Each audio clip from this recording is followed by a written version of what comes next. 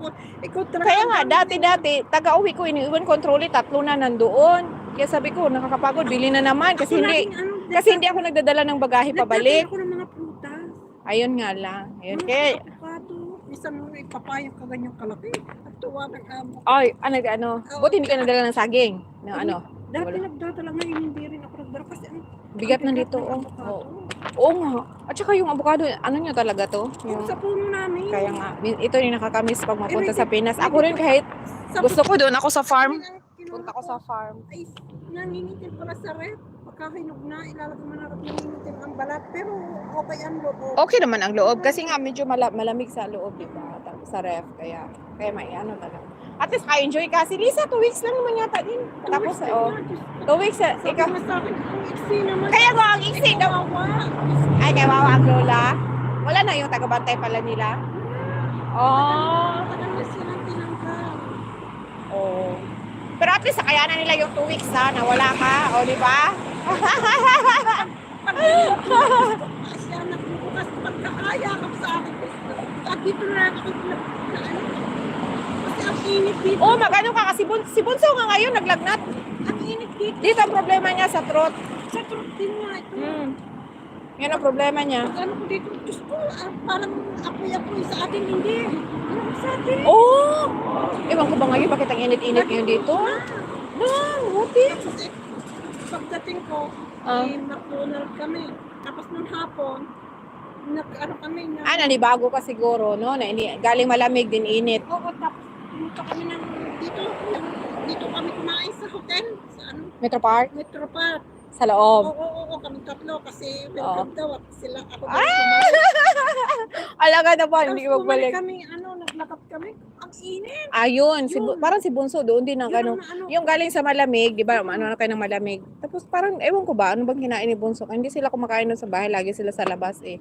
Ngayon, yung throat niya, sumakit. Lumagnat. Hindi ba sakit?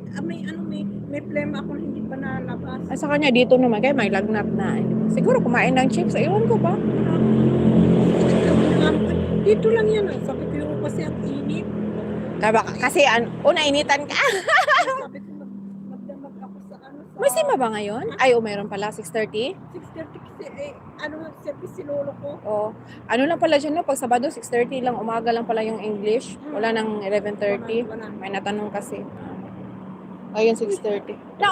Salamat ha. See you bukas again. 10 a.m. Okay. Ang meeting. Habol ka na lang. Salamat ate ng madami. Hi guys. Ay, gutom si Akets. Tingnan mo, Gracia.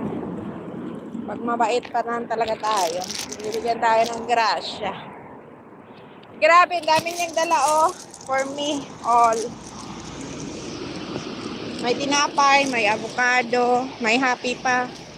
May kokwa at saka tabliya. Ito ba yung kokwa, di ba? Saka, ano ba to?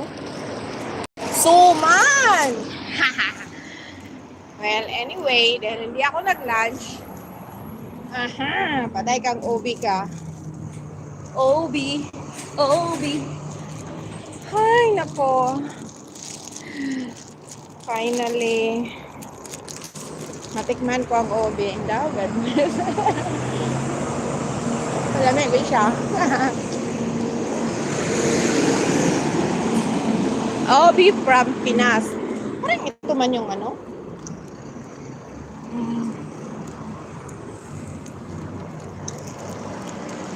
Malamig din yung OB ani on.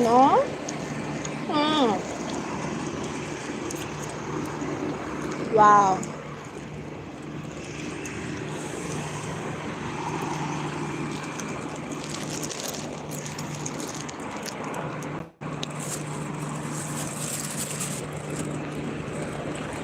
Dami binigay ni Ate Lorna. Salamat ang madami, ate. Pero grabe ang tamis niya. Tamis pala itong ubi. Ano siyang kakanin? Na ano? Ano siyang biko? Ano ba?